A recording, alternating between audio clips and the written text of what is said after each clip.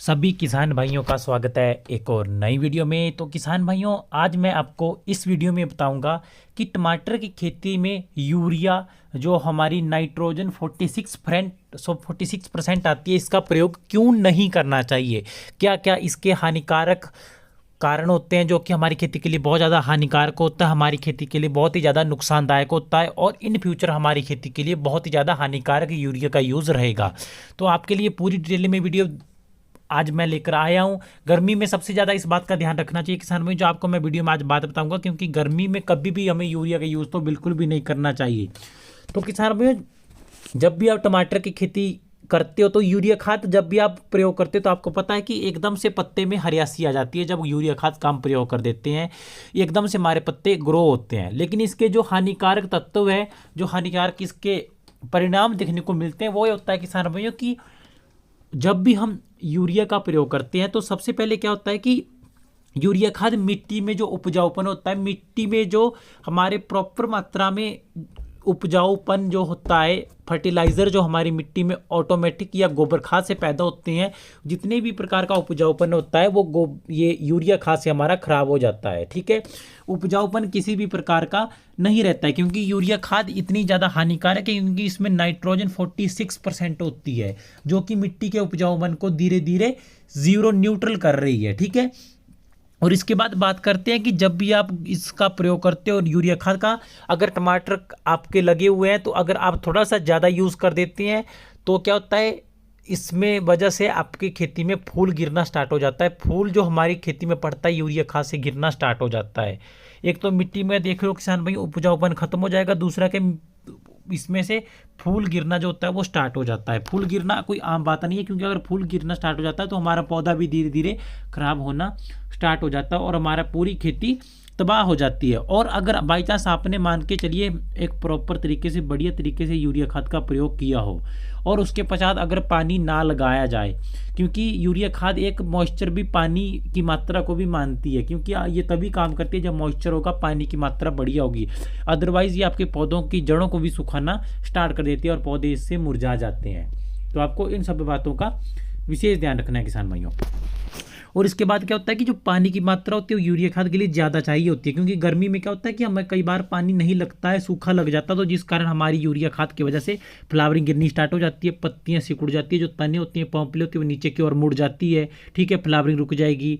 और इसका सबसे बड़ा मेन कारण ये होता है किसान भाइयों कि अगर आपका इसका यूज़ करते हो थोड़ी सी ज़्यादा मात्रा में, तो क्या होता है कि हमारे फलों का जो टमाटर का साइज़ होता है वो साइज़ बनना रुक जाता है, साइज़ बनना बिल्कुल ही क्लोज हो जाता है और छोटा साइज़ ही हमारा पकना स्टार्ट हो जाता है। जब टमाटर का साइज़ पकना छोटा ही साइज़ स्टार्ट हो जाता है तो बहुत से किसान भी सोचते हैं कि साइज़ नहीं बन पा रहा है अगर हम यूरिया खाद का प्रयोग करते हैं, क्योंकि हाई टेम्परेचर के कारण क्या होता है कि नाइट्रोजन से गैसेस बनती है, बहुत ज़्यादा हानिकारक जो हमारी खेती के लिए होता है और हमारे छोटे फल खराब हो जाते हैं।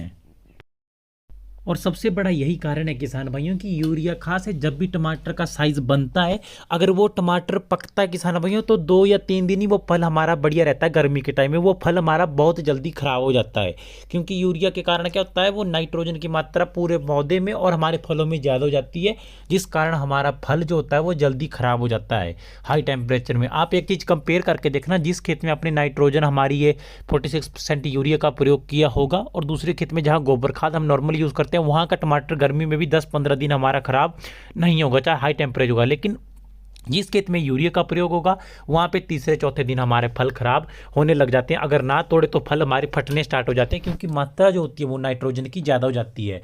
और क्या होता है किसान भाइयों की फलों का साइज नहीं बनता। और जब बारिश होती है किसान भाइयों, ठीक है, आपने यूरिया खाद डाली हुई है, जब बारिश होगी तो क्या होगा, जो भी असर यूरिया खाद का होता है वो पानी के साथ बह जाता है और अन्य स्रोतों पर बहुत ज़्यादा हानिकारक बैठता है हमारा। ठीक है, तो मैं आपको यही रिकमेंड करूँगा कि आप यूरिया खाद का प्रयोग को बहुत रेयर प्रयोग करें, कम से कम 4 या 5% यूरिया खाद का प्रयोग करो, क्योंकि आज के टाइम पे आपको पता है जो एग्रीकल्चर हमारी भारत की सरकार की स्कीमें भी है, हर स्टेट के अलग अलग है।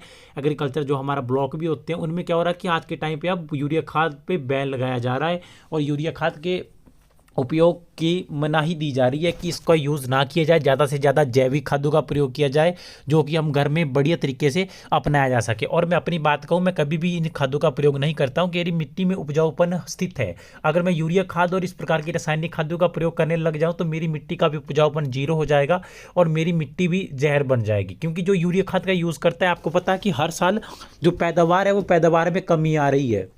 क्योंकि जितना हर साल प्रोडक्शन होती थी, ठीक है, जितना माल हर साल निकलता था वो अब हर साल नहीं निकल पा रहा है क्योंकि मिट्टी उतनी उपजाऊ नहीं रह चुकी है। खादें भी बेशक डालें, लेकिन अगर जहाँ से 200 क्विंटल माल निकल रहा था वहाँ से ज़्यादा 100-120 क्विंटल माल ही निकल पा रहा है, वो भी एक घट्टे के साथ। ठीक है, बहुत ज़्यादा हानि किसान भाइयों को हो रही है। तो आपको इन सब बातों का विशेष ध्यान रखना है। मैं तो आपको यही रिकमेंड करूँगा कि ज़्यादा से ज़्यादा जैविक खादों का प्रयोग करो, गोबर खाद का प्रयोग करो। गोबर खाद एक बहुत ही बढ़िया फर्टिलाइज़र है जो कि हमारा बहुत ही ज़्यादा सेफ है और किसी भी प्रकार का कोई हानिकारक नहीं होता है।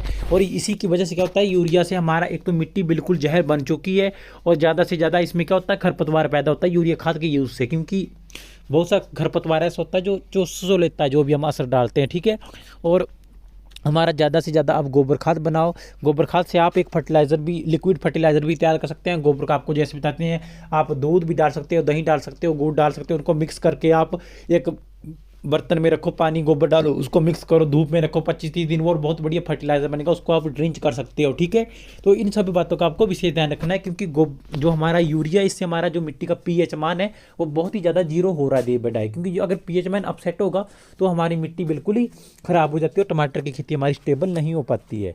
इसलिए मैं तो यही रिकमेंड करता हूँ कि यूरिया खाद का गर्मी में तो बिल्कुल भी यूज़ ना करें। इसी कारण क्या होता है कि हमारे फलों का साइज़ नहीं बन पाता है, दूसरा छोटा साइज़ ही पकना लग जाता है, तीसरा ग्रो हमारा पौधा एकदम से होता है, फिर एकदम से हमारी ग्रो पौधे की रुक जाती है। ठीक है, और इसलिए आपने ज़्यादा से ज़्यादा गोबर खाद को रिकमेंड मैं करता हूँ और इसी को आपने ज़्यादा से ज़्यादा इंपॉर्टेंस देनी है ताकि बढ़िया हमारी टमाटर की खेती हो सके। क्योंकि आपको पता है टमाटर की खेती बहुत ज़्यादा एक्सपेंसिव होती है, बहुत ज़्यादा मेहनत लगती है। तो आपको बढ़िया फर्टिलाइज़र, जो जैविक फर्टिलाइज़र होते हैं, उन्हीं के ऊपर ज़्यादा आपको डिपेंड रहना है अगर आप इन फ्यूचर भी खेती करना चाहते हो। आज से आप 3-4 साल बाद ले लो, अगर आप इसी प्रकार यूरिया खाद का प्रयोग करते रहे तो आपकी खेत बंजर पड़ जाएगी, आपके खेत में किसी भी प्रकार का कोई उपजाऊपन नहीं रहेगा, आपकी मिट्टी जहर बन जाएगी, किसी भी प्रकार की खेती करना उसमें एक कठिन कार्य हो जाएगा, आपके लिए बहुत ज़्यादा इम्पॉसिबल हो जाएगा। ठीक है, तो आपको इन सब बातों का किसान भाइयों विशेष ध्यान रखना है। अगर आपको मेरी वीडियो अच्छी लगती है किसान भाइयों, लाइक करना, कमेंट करना, चैनल को सब्सक्राइब जरूर करना और ज़्यादा से ज़्यादा वीडियो को शेयर करना ताकि मेरे को भी सपोर्ट मिले, मैं आपके लिए इसी प्रकार की इन्फॉर्मेटिव और बढ़िया जानकारी लेकर आता रहूँ। मैं इसलिए आपको रिकमेंड करूँगा कि जो हमारा फूल गिरना स्टार्ट हो जाता है, मिट्टी का उपजाऊपन धीरे धीरे बिल्कुल ख़राब हो रहा है, पीएच मान अपसेट हो जाता है, ठीक है, फल फूल होते हैं, फूल भी गिरने स्टार्ट हो जाते हैं, अगर थोड़ी सी मात्रा ज़्यादा इसमें प्रयोग हो जाए। गर्मी में तो इसका बिल्कुल ही प्रयोग आपको नहीं करना चाहिए। मैं कभी भी इन खादों का प्रयोग नहीं करता हूँ। मैं 90% गोबर खाद का प्रयोग करता हूँ, 10% में मैं मिक्स खाद का प्रयोग करता हूँ जो माइक्रो न्यूट्रिएंट्स आते हैं, बाकी वो भी बहुत रेयर, लेकिन मेरी मिट्टी में मैं ज़्यादातर इन्हीं प्रकार का यूज़ करता हूँ। तो आपको इन सब बातों का किसान भाइयों विशेष ध्यान रखना है। ज़्यादा से ज़्यादा आपको प्रेफरेंस देनी है गोबर खाद को। कहीं से भी आप वर्मी कंपोस्ट तैयार कर सकते हैं। हमारे घर में फलों, सड़े हुए फल होते हैं या छिलके होते हैं सब्जियों के, उनको एक जगह पे ढेर लगा, उसके भी हमारा फर्टिलाइजर बहुत बढ़िया तैयार घर में हम फ्री में तैयार कर सकते हैं। इस प्रकार की बातें आप ध्यान से रखें। ठीक है किसान भाई, तो मिलते हैं किसी नई वीडियो में। आज की वीडियो में आपके लिए सिर्फ इतना है, तो ज़्यादा से ज़्यादा वीडियो को शेयर करें ताकि मेरे को भी सपोर्ट मिले और आपके मैं बड़ी से बड़ी टमाटर की खेती से वीडियो रिलेटेड लेकर हमेशा आता रहूँ।